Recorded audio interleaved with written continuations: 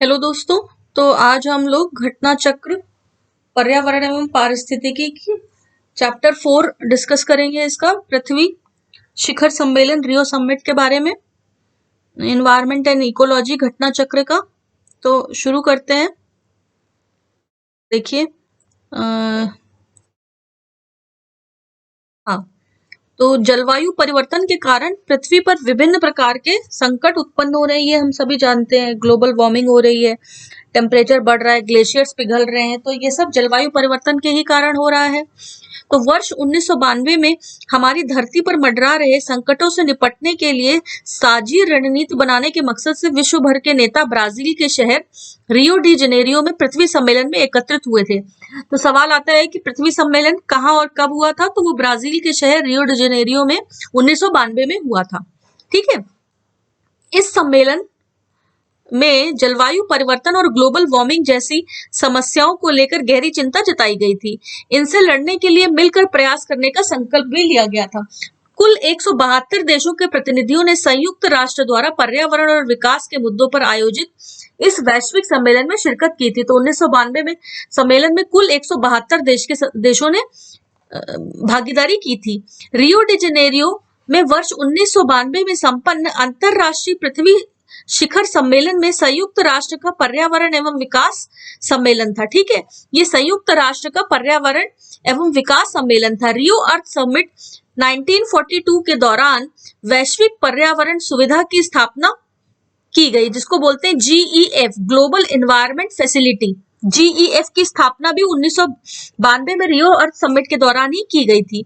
ये 18 संस्थाओं के साथ मिलकर 183 देशों में वैश्विक पर्यावरण से संबंधित चुनौतियों से निपटने में सहायता करता है। ठीक है, तो GEF का काम क्या है कि जो भी चुनौतियां हैं पर्यावरण से रिलेटेड, उनको निपटने के लिए तत्पर रहता है। GEF, ग्लोबल एनवायरनमेंट फैसिलिटी, यह संकटग्रस्त पारिस्थितिकीय तंत्रों, चाहे वो स्थलीय हो या जलीय हो, को संरक्षित करने में अपनी भूमिका निभाता है। GEF UNFCCC के तहत अल्प विकसित देशों को अल्प विकसित देश निधि उपलब्ध कराता है। जो लीस्ट डेवलप्ड कंट्रीज हैं, तो उनको वो फंड देता है ताकि वो अपने पर्यावरण की सुरक्षा कर सकें। ठीक है, यह इन देशों को उनके नेशनल एडेप्शन प्रोग्राम एक्शन की तैयारी एवं क्रियान्वयन में भी सहायता करता है। ध्यातव्य है कि वर्ष 2001 में कोप 7 की बैठक माराकेश में आयोजित की गई। कोप 7 की बैठक माराकेश में आयोजित की गई। इस बैठक से प्राप्त निर्देशों के आधार पर विशिष्ट जलवायु परिवर्तन निधि, the special climate change fund की स्थापना भी की गई। ये निधि अनुकूलन के साथ साथ विकासशील देशों को तकनीकी हस्तांतरण में भी सहायता करती है। ठीक है, उल्लेखनीय है कि संयुक्त राष्ट्र विकास कार्यक्रम UNDP, संयुक्त राष्ट्र पर्यावरण कार्यक्रम UNEP एवं विश्व बैंक GEF के साथ जुड़े हुए हैं। ठीक है, तो ये सारे जो है UNDP, UNEP और विश्व बैंक जो है वो GEF के साथ जुड़े हुए हैं, ग्लोबल एनवायरनमेंट फैसिलिटी के साथ जुड़े हुए हैं, जो डेवलपिंग कंट्री को सहायता उपलब्ध कराते हैं उनके पर्यावरण को बैलेंस करने के लिए। वर्तमान में GEF की मुख्य कार्यकारी अधिकारी एवं अध्यक्षा कार्लोस मैनुअल रोड्रिग्ज़ हैं। ठीक है, GEF का संस्थागत ढांचा इस प्रकार है। तो ये नीचे जो हमने फ्लो डायग्राम दिया हुआ है, उससे एक बार हम इसको और अच्छे से समझ लेंगे कि इसका कार्यकारी ढांचा क्या होता है। ठीक है, सबसे पहले इसको दिशा निर्देश मिलते हैं, उनका प्रचालन होता है और फिर उसके ऊपर कार्रवाई होती है। तो ये तो 3 स्टेप में काम करता है। अब देखिए, GEF सभा जो होती है उसमें कौन कौन होता है? अभी समय में CBD होता है, UNFCCC है, स्टॉकहोम, UNCCD, मॉन्ट्रियल प्रोटोकॉल और मिनीमाता, ये सारे अभी समय है GEF सभा के। मिनीमाता मतलब जो पारे की प्रदूषण की वजह से जापान में सबसे पहले मिला था, मिनीमाता नामक स्थान है जो जापान में, वहां। GEF परिषद में जो देश और परिषद सदस्य निर्वाचन है वो कैसे होता है? स्वतंत्र मूल्यांकन होता है या वैज्ञानिक और तकनीकी सलाहकार पैनल होता है? इतना डिटेल में आपको पढ़ने की जरूरत नहीं है, मैं जस्ट एक बार बता दे रही हूँ बस। और इसमें परिषद में कौन कौन होते हैं? तो GEF सचिवालय होता है और GEF न्यासी होते हैं, जिनकी सदस्य ये सारी एजेंसियां होती हैं। UNDP हो गया, वर्ल्ड बैंक हो गया, UNEP हो गया, ADB हो गया, AFDB है, EBARD है, FAO है, ये सारे जो है इसके एजेंसियां जो है इसके न्यासी और सचिवालय में होते हैं। ठीक है, इसको इतना डिटेल में आपको देखने की जरूरत नहीं है, जस्ट सिंपल मैंने आपको एक बार बता दिया है, जो बस आपको जानकारी होनी चाहिए कि जीईएफ होता क्या है और वर्तमान में उसके अध्यक्ष कौन है। बहुत सिंपल क्वेश्चन आते हैं, अधिकतर करंट के क्वेश्चन ही आते हैं इस चैप्टर से। भूमंडलीय पर्यावरण सुविधा ग्लोबल एनवायरनमेंट फैसिलिटी जैव विविधता पर अभिसमय convention on biological diversity CBD है। जलवायु परिवर्तन पर संयुक्त राष्ट्र ढांचा अभिसमय United Nation framework convention on climate change UNFCCC, सबके फुल फॉर्म दिए हुए हैं। ठीक है, जो एब्रीविएशन है उनकी फुल फॉर्म है ये। मरुस्थलीकरण के विरुद्ध संयुक्त राष्ट्र अभिसमय तो United Nation Convention to Combat Desertification UNCCD. स्थायी जैव प्रदूषकों पर स्टॉकहोम अभिसमय तो ये क्या है, Stockholm convention on persistence organic pollutant. ठीक है, स्टॉकहोम पीओपीज। एवं पारा पर मिनीमाता अभिसमय ये क्या है, मिनीमाता कन्वेंशन ऑन मरकरी इत्यादि के लिए वित्तीय क्रियाविधि के रूप में कार्य करता है। कौन, जीईएफ, इन सब के लिए कार्य करता है। ठीक है, तो अब इस पे आधारित जो प्रश्न पूछे गए हैं वो एक बार देख लेते हैं।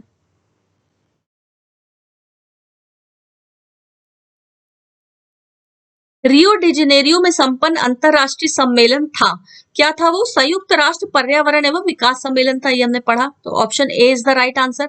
रियो डी जेनेरियो ब्राजील में वर्ष 1992 में संपन्न अंतरराष्ट्रीय पृथ्वी शिखर सम्मेलन संयुक्त राष्ट्र का पर्यावरण एवं विकास सम्मेलन था, ये हमें पता है। आगे देखते हैं। भूमंडलीय पर्यावरण सुविधा के संदर्भ में निम्नलिखित में से कौन सा कथन सत्य है। भूमंडलीय पर्यावरण सुविधा के संबंध में, यह जैव विविधता पर अभिसमय मीन्स कन्वेंशन एवं जलवायु परिवर्तन पर संयुक्त राष्ट्र ढांचा अभिसमय के लिए वित्तीय क्रियाविधि के रूप में कार्य करता है। जो भूमंडलीय पर्यावरण सुविधा है, यह भूमंडलीय स्तर पर पर्यावरण के मुद्दों पर वैज्ञानिक अनुसंधान करता है। फिर क्या है, यह ओईसीडी के अधीन एक अभिक्रमण है जो अल्प विकसित देशों को उनके पर्यावरण की सुविधा के लिए विशिष्ट उद्देश्य से प्रौद्योगिकी और निधियों का अंतरण सुकर बनाता है। तो ये तो जीईएफ का काम है जो ऑप्शन सी में दिया है। भूमंडलीय पर्यावरण सुविधा का कार्य है ऑप्शन ए, ये जैव विविधता पर आधारित एवं जलवायु परिवर्तन पर संयुक्त राष्ट्र ढांचा अभिसमय के लिए वित्तीय क्रियाविधि के रूप में काम करता है। Option A is the right answer. ठीक है, आईएएस 2014 का क्वेश्चन है। रियो समिट 1992 के दौरान वैश्विक पर्यावरण सुविधा जीईएफ ग्लोबल एनवायरनमेंट फैसिलिटी की स्थापना की गई। भूमंडलीय पर्यावरण सुविधा जैव विविधता पर अभिसमय, जलवायु परिवर्तन पर संयुक्त राष्ट्र ढांचा अभिसमय, मरुस्थलीकरण के विरुद्ध संयुक्त राष्ट्र अभिसमय इत्यादि के लिए वित्तीय क्रियाविधि के रूप में कार्य करता है। ठीक है,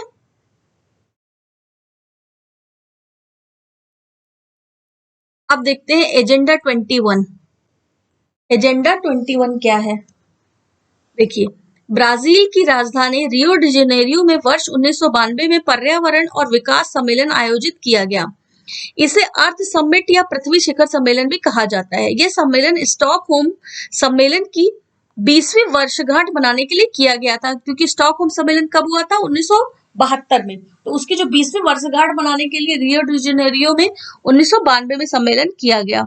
इसमें सम्मिलित देशों ने धारणीय विकास के लिए एक कार्यवाही योजना स्वीकृत की, जिसे एजेंडा 21 कहते हैं। सस्टेनेबल डेवलपमेंट के लिए एक कार्यवाही योजना जो है वो स्वीकृत की थी, जिसे हम एजेंडा 21 के नाम से जानते हैं। एजेंडा 21 धारणीय विकास के लिए एक वैश्विक कार्य योजना है। ठीक है, यह पारिस्थितिकी विनाश तथा आर्थिक असमानता को समाप्त करने पर बल देता है। ठीक है, तो ये देखिए, इसमें इन्होंने फ्लो डायग्राम में बता दिया है कि स्टॉकहोम सम्मेलन कब हुआ था, 1972 में, उसकी 20वीं वर्षगांठ मनाई गई। पृथ्वी शिखर सम्मेलन 1992 में, फिर उस पर जो समझौता हुआ वहां पर वो था एजेंडा 21। समीक्षा इसकी कब होती है, प्रत्येक 5 वर्षों में, और उसके बाद हर 5 वर्ष में पृथ्वी सम्मेलन +5 आयोजित किया जाता है। तो पृथ्वी सम्मेलन +5 1997 में हुआ। ठीक है, इसके साथ ही पृथ्वी सम्मेलन में 21वीं सदी के लिए पर्यावरणीय विकास हेतु कार्यक्रम भी निर्धारित किए गए। इन कार्यक्रमों को एजेंडा 21 नाम दिया गया, क्योंकि ये 21वीं सदी के लिए ही तैयार किए गए थे स्पेशली, इसीलिए इनका नाम दिया गया एजेंडा 21। इस एजेंडे को निम्न प्रमुख भागों में बांटा गया है। कौन कौन से भाग है एजेंडा 21 के? तो प्रमुख है एक कि जैव विविधता का सर्वेक्षण और संकटग्रस्त जीवों का संरक्षण। ठीक है, ये तो प्रथम भाग हो गया। दूसरा क्या है? पूंजी स्थानांतरण को उदार बनाने पर बल दिया गया। फिर विकासशील देशों में गरीबी निवारण व जनसंख्या नियंत्रण और सबको खाद्य, स्वच्छ जल व सामाजिक सुरक्षा, ये एजेंडा 21 के 4 प्रमुख भाग थे। अतः अंतरराष्ट्रीय स्तर पर पर्यावरण संरक्षण एवं विकास की दिशा में ये एक महत्वपूर्ण प्रयास था। एजेंडा 21 21वीं सदी के लिए पर्यावरण सुरक्षा और आर्थिक समानता। समाचार पत्रों में कभी कभी दिखने वाले एजेंडा 21 के संदर्भ में निम्नलिखित कथनों पर विचार कीजिए। यह धारणीय विकास के लिए एक वैश्विक कार्य योजना है। सत्य है, ये सही है पॉइंट। 2002 में जोहान्सबर्ग में हुए धारणीय विकास पर विश्व शिखर सम्मेलन, world summit on sustainable development में इसकी उत्पत्ति हुई। तो ये तो गलत है, क्योंकि हमको पता है रियो डी जेनेरियो में 1992 में जो पृथ्वी शिखर सम्मेलन हुआ वहां पर इसकी उत्पत्ति हुई। तो सही उत्तर क्या हो जाएगा इसका? केवल एक। Only option A is right. Agenda 21 धारणीय विकास के लिए एक वैश्विक कार्य योजना है। ब्राजील की राजधानी रियो डी जेनेरियो में वर्ष 1992 में पर्यावरण और विकास सम्मेलन आयोजित किया गया।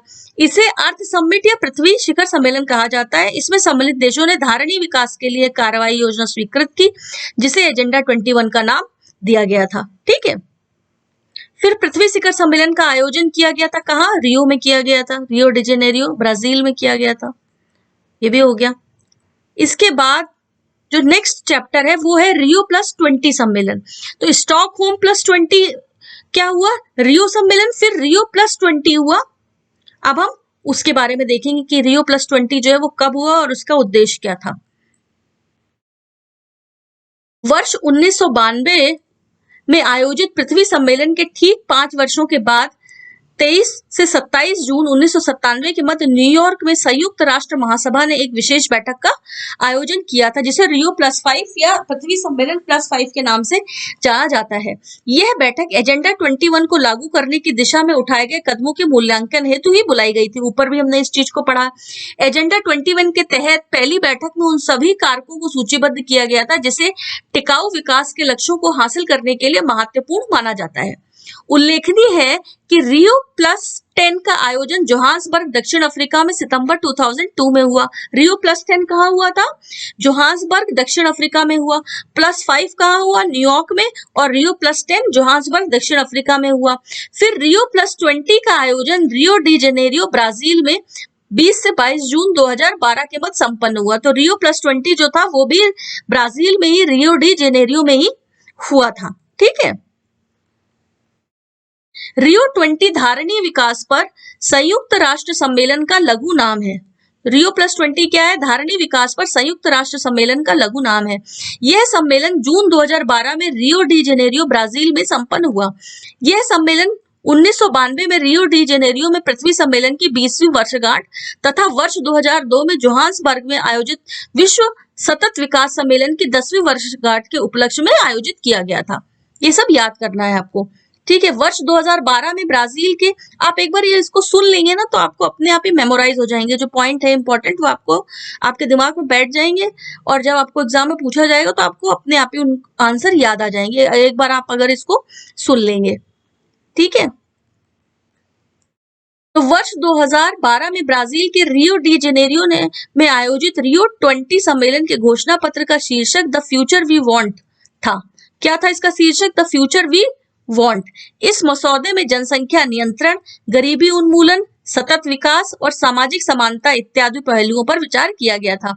इसी सम्मेलन में भारत ने हरित अर्थव्यवस्था यानी ग्रीन इकोनॉमी को प्रोत्साहित करने की आवश्यकता पर भी बल दिया था तथा हरित अर्थव्यवस्था में रुचि रखने वाले देशों को समर्थन प्रदान करने के लिए सरकारों आदि से कार्रवाई का भी आह्वान भारत द्वारा किया गया था। इसी आह्वान पर संयुक्त राष्ट्र की प्रत्यक्ष प्रक्रिया के फलस्वरूप हरित अर्थव्यवस्था पर कार्रवाई के लिए भागीदारी, partnership for action on green economy का सृजन किया गया था। तो इसका प्रपोजल किसने रखा था? रियो 20 सम्मेलन में भारत के द्वारा इसका प्रपोजल रखा गया था। ध्यातव्य है कि सतत लक्ष्यों को प्राप्त करने के लिए Rio+20 सम्मेलन में कोई स्पष्ट रणनीति नहीं बनाई गई। इसके साथ किसी कानूनी बंधन की व्यवस्था भी नहीं की गई थी और औद्योगिक राष्ट्रों का पर्यावरण व सतत विकास के मुद्दों के प्रति उदासीन रवैया भी इस सम्मेलन में अपेक्षित सफलता नहीं दिला सका। ठीक है, अब जो है इससे आधारित जो सवाल पूछे गए हैं एग्जाम में उनको एक बार देख लेते हैं। आमतौर पर समाचारों में आने वाला Rio+20 सम्मेलन क्या है? तो यह एक धारणीय विकास पर संयुक्त राष्ट्र का सम्मेलन है, हमें पता है। ऑप्शन ए जो है वो करेक्ट है। पृथ्वी सम्मेलन +5 कब आयोजित हुआ? तो पृथ्वी सम्मेलन हमें पता है 1992 में हुआ था, तो +5 कब आयोजित हुआ होगा? 1997 में। डी ऑप्शन सही है। और ये सम्मेलन कहाँ हुआ था? न्यूयॉर्क में। Rio+5। Rio+20 का घोषणा पत्र का शीर्षक क्या था? The future we want. The future we want, अभी पढ़ा है हमने ये। घोषणा पत्र का शीर्षक था Rio+20 का द फ्यूचर वी वांट। पहला पृथ्वी शिखर सम्मेलन कहाँ हुआ था? हमें पता है रियो डी जनेरियो ब्राजील में हुआ था। हरित अर्थव्यवस्था पर कार्रवाई के लिए भागीदारी, जो अपेक्षाकृत हरित एवं अधिक समावेशी अर्थव्यवस्था की ओर देश के संक्रमण में सहायता देने के लिए संयुक्त राष्ट्र की एक क्रियाविधि है, अभिभूत कब हुई थी? Rio+20 में। तो Rio+20 क्या था? रियो डी जेनेरियो में 2012 में संधारणीय विकास पर संयुक्त राष्ट्र सम्मेलन में। ठीक है, Rio+20 का लिखा होगा या 2012 में रियो डी जेनेरियो में जो संधारणीय विकास पर संयुक्त राष्ट्र सम्मेलन, एक ही बात है। तो option B is the right answer. ठीक है, तो इसी के साथ यह चैप्टर भी समाप्त होता है। इसके आगे वाला चैप्टर देखते हैं, विभिन्न संगठन एवं संस्थान। कौन कौन से विभिन्न संगठन है, अंतरराष्ट्रीय संगठन है जो हमारे पर्यावरण को लेकर के काम करते हैं, और जो कुछ संगठन है जो हमारे देश में है वो काम करते हैं, तो उनके बारे में भी हम एक बार पढ़ लेंगे। ठीक है, चलिए देखते हैं। पर्यावरण संरक्षण एवं सुरक्षा की दृष्टि से राष्ट्रीय व अंतरराष्ट्रीय स्तर पर विभिन्न प्रकार के संगठनों एवं संस्थानों की स्थापना की गई है। ठीक है, तो भारत में अगर बात करें तो राष्ट्रीय पर्यावरण अभियांत्रिकी शोध संस्थान, जिसको निरी बोलते हैं, निरी महाराष्ट्र राज्य के नागपुर शहर में है। तो निरी कहाँ है? महाराष्ट्र के नागपुर में है। ठीक है, इसका नाम फुल फॉर्म क्या है? राष्ट्रीय पर्यावरण अभियांत्रिकी शोध संस्थान। ठीक है, इसकी स्थापना 1958 में केंद्रीय लोक स्वास्थ्य इंजीनियरिंग शोध संस्थान के रूप में वाटर सप्लाई, सीवेज प्लान, इससे संबंधित बीमारियां एवं औद्योगिक प्रदूषण की रोकथाम के क्षेत्र में शोध एवं विकास के लिए की गई थी। इसकी 5 क्षेत्रीय प्रयोगशालाएं हैं, वो कहाँ पे हैं? चेन्नई, दिल्ली, हैदराबाद, कोलकाता एवं मुंबई में है निरी की। निरी भारत सरकार के विज्ञान एवं प्रौद्योगिकी मंत्रालय के अधीन कार्य करता है। वर्तमान में निरी के निदेशक डॉक्टर अतुल नारायण वैद्य हैं। आप इसको एक बार करंट के साथ चेक भी कर लेंगे कि कौन है, जब आप एग्जाम देंगे उसके पहले आप एक बार चेक कर लेंगे, क्योंकि ये करंट अफेयर की चीज है, चेंज होते रहते हैं निदेशक वगैरह। NEA का तात्पर्य है राष्ट्रीय पर्यावरण प्राधिकरण, नेशनल एनवायरमेंट अथॉरिटी। इसका पूरा नाम राष्ट्रीय पर्यावरण अपीलीय प्राधिकरण NEAA है। ठीक है, राष्ट्रीय पर्यावरण अपीलीय प्राधिकरण NEAA का गठन वन व पर्यावरण मंत्रालय द्वारा किया गया है। इसे कुछ प्रतिबंधित क्षेत्रों में ऐसे मामलों को देखने के लिए जिसमें पर्यावरण मंजूरी आवश्यक है स्थापित किया गया था। ठीक है, इसे राष्ट्रीय पर्यावरण अपीलीय प्राधिकरण अधिनियम 1997 के तहत स्थापित किया गया, ताकि पर्यावरण संरक्षण अधिनियम 1986, ये याद रखना है कि राष्ट्रीय पर्यावरण संरक्षण अधिनियम कब आया? 1986 में, के तहत क्षेत्रों के प्रतिबंध हेतु किसी भी उद्योग संचालन या प्रक्रिया या उद्योगों के संचालन या प्रक्रिया की श्रेणी के संबंध में अपील की सुनवाई की जा सके। ठीक है, उसके बाद आता है WMO यानी विश्व मौसम विज्ञान संगठन। संयुक्त राष्ट्र की एक विशेष एजेंसी है जो पृथ्वी के वायुमंडल की दशा और व्यवहार का अध्ययन करती है। ठीक है, 23 मार्च 1950 को विश्व मौसम विज्ञान अभिसमय लागू हुआ। ठीक है, तो वर्ल्ड मेट्रोलॉजिकल कन्वेंशन कब लागू हुआ था? 23 मार्च 1950 को। 17 मार्च 1951 को IMC इंटरनेशनल मेट्रोलॉजिकल कमेटी विश्व मौसम विज्ञान संगठन वर्ल्ड मेट्रोलॉजिकल ऑर्गेनाइजेशन के नाम से अस्तित्व में आया 1951 में। ठीक है, इसका मुख्यालय कहाँ है? मौसम का जो कन्वेंशन है या उसकी जो ऑर्गेनाइजेशन है, वर्ल्ड मेट्रोलॉजिकल ऑर्गेनाइजेशन जो है WMO, उसका मुख्यालय जिनेवा स्विट्जरलैंड में है। इसके वर्तमान महासचिव पेटेरी टलास व अध्यक्ष जर्मनी के गेरहार्ड एड्रियन है। ये भी आपको चेक करना पड़ेगा जब आप एग्जाम देंगे उस साल करंट में कौन है, ठीक है, तो इसको अभी मत याद करिएगा, चेक कर लीजिएगा एक बार। संयुक्त राष्ट्र पर्यावरण कार्यक्रम की स्थापना वर्ष 1972 में हुई थी, ये आपको याद रखना है। जो UNEP है, जो यूनाइटेड नेशन एनवायरनमेंट प्रोग्राम, इसकी स्थापना 1972 में हुई थी जब स्टॉकहोम सम्मेलन हुआ था। इसका मुख्यालय नैरोबी केन्या में है। वर्तमान में इसकी प्रमुख डेनमार्क की ईगर एंडरसन है। EPA जो इन्वायरमेंटल प्रोटेक्शन एजेंसी है, संयुक्त राष्ट्र अमेरिका की संघीय एजेंसी है। इसकी स्थापना 2 दिसंबर 1970 को की गई थी। यह मानव स्वास्थ्य एवं पर्यावरण संबंधी नियमों के निर्माण एवं प्रवर्तन से संबंधित है। EPA इन्वायरमेंट प्रोटेक्शन एजेंसी संयुक्त राष्ट्र अमेरिका की संघीय एजेंसी है। ये ग्रीन पीस इंटरनेशनल एक गैर सरकारी पर्यावरण संगठन है जिसके कार्यालय 15 से अधिक देशों में स्थापित है। इसका मुख्यालय नीदरलैंड्स में है। ग्रीन पीस इंटरनेशनल का मुख्यालय कहाँ है? नीदरलैंड में, और एक ये प्राइवेट ऑर्गेनाइजेशन है। ओके, अब इस पे आधारित कुछ हम क्वेश्चंस भी देख लेंगे। राष्ट्रीय पर्यावरण अभियांत्रिकी शोध संस्थान निरी कहाँ है? नागपुर में है। अभी अभी पढ़ा हमने, नागपुर महाराष्ट्र में। राष्ट्रीय पर्यावरण अभियांत्रिकी शोध संस्थान निरी कब और कहाँ स्थापित किया गया? 1958 में नागपुर में। इसको भी पढ़ा हमने, है ना।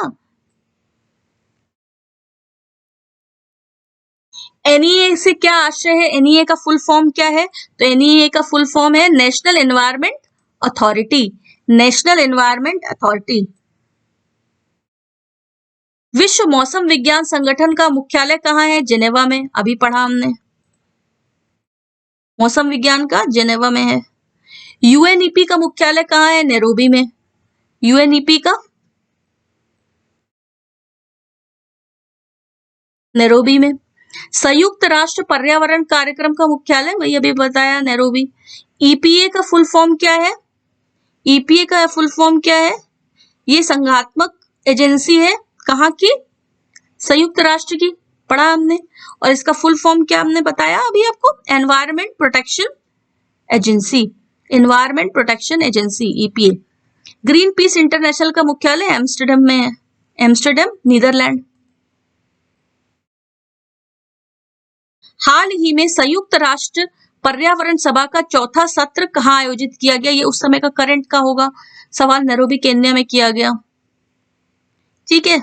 और जो UNEP का जो संयुक्त राष्ट्र पर्यावरण सभा का जो सत्र 2022 में आयोजित किया गया था, वो नैरोबी में किया गया था। नैरोबी केन्या में ही किया गया 2022 का भी। इसी के साथ ये चैप्टर भी समाप्त होता है। तो अगला चैप्टर जो है वो है पर्यावरण संरक्षण से संबंधित अधिनियम। सभी महत्वपूर्ण अधिनियम को एक जगह ही लिस्ट किया गया है। तो अगली क्लास में हम लोग इसको पढ़ेंगे। ठीक है दोस्तों, धन्यवाद।